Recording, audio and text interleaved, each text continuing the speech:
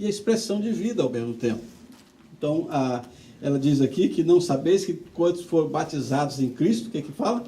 Fomos batizados na sua morte. Para explicar o que é batizado, vamos explicar o que significa a palavra batismo. Do grego, baptismo, que é quase a mesma coisa. Batizar quer dizer imergir, imersão. A pessoa está sendo batizada, ele está sendo imergido. Daí é que nós sempre afirmamos, não existe na Bíblia o batismo por aspersão. O que é o batismo por aspersão? Algumas igrejas, alguns lugares fazem isso, eles jogam uma águazinha na cabeça da pessoa e está batizado. A água é o símbolo e tal, então diminui o simbolismo do batismo. O batismo é sempre por imersão.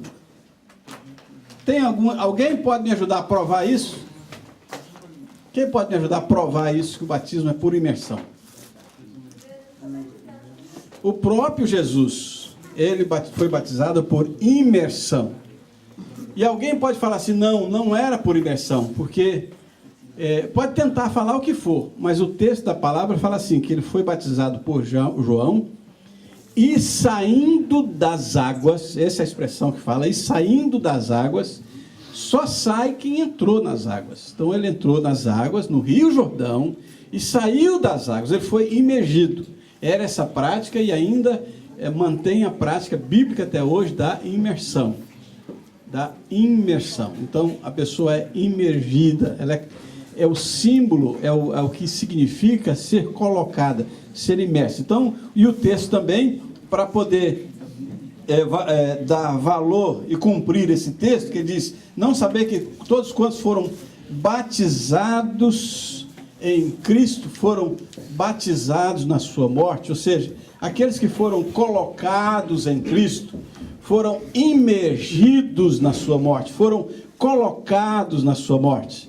Então, quando eu sou batizado, o que eu quero dizer? A morte de Cristo é a minha morte. Até a Bíblia, aqui no texto que nós lemos, faz uma expressão, nós somos identificados. O que é identificados? Nós somos vistos em Cristo, na morte de Cristo. Então, aqui está o primeiro símbolo do batismo, é símbolo de morte. E eu quero esclarecer isso assim também. Quando nós nascemos em pecado. Alguém fala assim, não, a pessoa pecou depois de grande. Não, ele já nasceu em pecado. Isso é bom ficar bem claro, todo mundo já sabe disso. Mas eu vou falar de novo, que é para quem não sabe ficar claro. Já nasceu em pecado. Porque nós nascemos da raiz de Adão. Desde Adão, o homem já nasceu pecador e precisa se arrepender. Eu tenho como provar que a pessoa já nasceu em pecado? Tenho de duas formas. Uma, biblicamente, que a Bíblia fala, Davi dizendo assim, em pecado eu nasci e em pecado me concebeu a minha mãe. Ele já nasceu em pecado. Certo? Muito bem. Ele já nasceu em pecado. Ele já nasceu na família errada.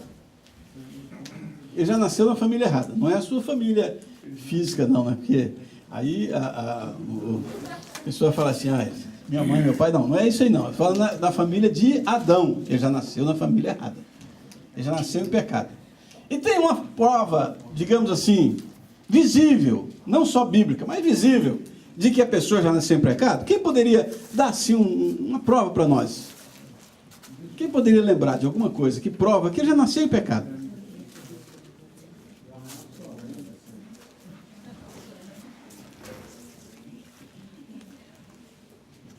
Basta você ver o comportamento das crianças. Ela aprende. Qual a primeira expressão errada da criança que você vê e você não ensinou? Ninguém ensinou para ela, mas ela já, quando ela começa a entender um pouquinho as coisas, ela começa a fazer essa expressão. Qual é? Pode ser pirraça, mas antes da pirraça tem outra coisa. A pirraça não tem nenhuma pirraça que um doutor Correia não corrija. Mas tem outra coisa ainda. antes da pirraça. Egoísmo é meu. É a primeira expressão, pelo menos que eu me lembro, de uma criança que ninguém ensinou ele a ser egoísta, mas você dá um brinquedo para ele, outra criança, ele não sabe falar ainda, mas ele toma, ele quer, ele é dele e assim por diante. Ele quer atenção para ele, ele cobra a atenção da mãe, do pai, ainda sem falar a palavra. Ele já tem essa expressão. Quem ensinou isso para ele? Ninguém. Depois do egoísmo, tem outras coisas. Por exemplo, a pirraça é uma coisa, a manipular os pais, que aí tem pais aí que eu vou falar, viu? Que quem manda na casa é os filhos, são os filhos. Os pais aí já começam cedo. Desde criança ele já está mandando. Está mandando, ele manda, e o pai obedecendo, a mãe obedecendo. Quando ele cresce depois, aí é um problema, irmão. Não tem mais, é difícil o doutor corrigir essa doença. Essa doença só mesmo, depois a pessoa vai parar na prisão, vai parar em coisas assim, para ser corrigida da doença de não saber obedecer. Isso começa desde cedo, né? Os filhos mandar nos pais. Mas muito bem. Então, esse aí nós vamos ver também. Até a mentira. Quem ensinou? Foi você que fez isso? Não. Eu não sei se foi, eu vi a propaganda na televisão, o cara do sujeito estava cheio de chocolate. Você comeu chocolate? Não. E a cara está chacoalhada de chocolate. Quem ensinou a falar isso? Ninguém ensinou, mas ele sabe sozinho. Porque é da natureza. É da natureza da pessoa. Eu quero explicar natureza. Natureza é natural da pessoa, é parte da vida da pessoa ser assim. Ela é assim. Ela não está fazendo assim. Ela é desse jeito. Ela já nasceu com a natureza ruim. Ela já nasceu na família de Adão. Ela já nasceu na família do pecado. Ela já nasceu errado. Desde que nasceu, já nasceu errado. Então é preciso, como diz a Bíblia, o Nicodemos questionou Jesus, ele falou, não, Nicodemos, você tem que nascer de novo, você tem que começar de novo. O que é nascido da carne é carne, o que é nascido do Espírito é Espírito. Está complicando ou está fácil? Está tranquilo? Então o que é nascido do Espírito é Espírito. Então por isso que precisava nascer de novo, por causa dessa natureza. Quando você converte e se arrepende, você recebe uma nova natureza, não mais a natureza humana e pecaminosa que foi gerada de Adão, mas a natureza divina que vem de Cristo. Quando o Espírito Santo vem habitar no seu coração, ou quando você se converte e recebe o Espírito Santo, você recebe a natureza divina na sua vida. Aí é diferente. Aí você é uma nova criatura. E o que a Bíblia fala das novas criaturas? As coisas... Vamos começar de novo. As coisas velhas já passaram, eis que tudo se fez novo. Então, o que aconteceu com a pessoa? Vocês nasceram na família errada. Mas não é do seu pai e da sua mãe, não. Na família de Adão. Nós já nascemos, eu também nasci, todo mundo nasceu lá. Mas quando vocês se arrependeram, muda a natureza. Vocês nasceram de novo. Então, e só tem um jeito de você sair da família. Você lembra, né? Nós já falamos sobre isso. Qual que é o jeito que você tem? Vamos supor que fulano é filho de ciclano, mas ele resolveu sair da família.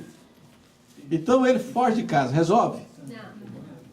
Ele continua sendo da família. Ele pode fazer o que ele for. Fugir de casa, mudar para os Estados Unidos, mudar para a China, para o Japão, que ele continua sendo filho de fulano. Ah, eu não quero ser filho de fulano, eu quero mudar de família. Tem gente que tem trauma, irmão. Pensando, não tem? Tem gente que tem trauma. Eu quero mudar de família. Tem jeito? Não. Qual o único jeito que tem de você sair da família? Morrendo. Só morrendo. Então, quando realmente eu estou batizando, eu estou mostrando que eu estou o quê? Morrendo para a velha família. Eu estou sendo sepultado como Cristo foi sepultado. Eu estou sendo colocado na morte, na cruz de Cristo. Tudo aquilo que aconteceu com Cristo, eu, pela fé, estou me identificando na morte, no sepultamento de Cristo. Então, o batismo é a identificação com a morte. Já pensou a gente fala assim, olha, irmãos, hoje vai ter batismo na igreja. Aí todo mundo, vamos dizer assim, se não fosse a outra palavra, que eu vou falar daqui a pouco, todo mundo tinha que chegar de luto, vestido de preto, de luto, porque era dia de morte. Hoje vai ser dia de morte na igreja. Dia de morte da velha vida. Dia de morte do velho homem. Dia de demonstrar externamente o que já aconteceu interno da nossa conversão no nascimento. Então está dizendo, nós fomos batizados em Cristo, fomos batizados na sua morte, fomos sepultados com Ele. O que é sepultado?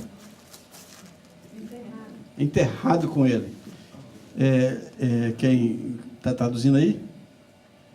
Foi para o grave com Ele, foi sepultado, foi colocado. Imagina quando Jesus foi colocado no túmulo, não no túmulo, mas Jesus foi colocado e vocês é como se tivesse sido colocado também. Ali você está morrendo com Jesus. Nós morremos a morte de Jesus. O que isso... Nós estamos falando na forma... Mas vamos falar da forma legal. Então, se tivesse um advogado aqui explicando o que era o batismo, aí ia dizer assim, bom, então se o salário do pecado é a morte, e a morte por o pecado de um homem veio a morte a todos os homens, então você merecia morrer. Eu merecia morrer, todo mundo merecia morrer. Então, quando houve essa morte, quer dizer o quê? Que eu já cumpri, já paguei a pena. Eu paguei a pena onde? Na cruz de Cristo, pela fé, Cristo morreu por mim. É isso que é a questão do direito legal de ser perdoado. Não é porque eu sou bonzinho demais, não é porque eu sou melhor do que ninguém. É porque Jesus pagou o preço por mim. É interessante isso que a gente pensa assim, que Jesus é apenas um mártir, como foi Tiradentes ou qualquer coisa. Tem gente que pensa desse jeito. Mas não, Jesus santo, sem pecado, morreu em meu lugar. Pagou a minha culpa. E agora, quando eu estou em Cristo, batizados, eu estou colocado na morte de Cristo, no sepultamento de Cristo, eu estou identificado com a sua morte, e aí quando eu levanto das águas, o que acontece? Fomos plantados juntamente com Ele na semelhança da sua morte, também seremos na semelhança da sua ressurreição. Então, o que Paulo está dizendo aqui, irmãos, olha, é simples de entender. Olha, o batismo é tão importante que você se torna justificado, ou seja, se torna justo. O batismo é tão importante que quando eu sou colocado na água, é símbolo ou é evidência de que eu sou colocado na morte de Cristo, no sepultamento de Cristo, na dor de Cristo, na cruz de Cristo. Ali eu estou morto